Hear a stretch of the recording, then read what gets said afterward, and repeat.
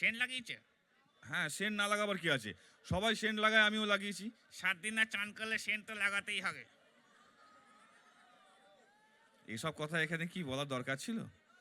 যাক, চান এই ঠান্ডায় কে করে? যে চান করে সে মানুষ নয়, তাহলে কি? দেবতা।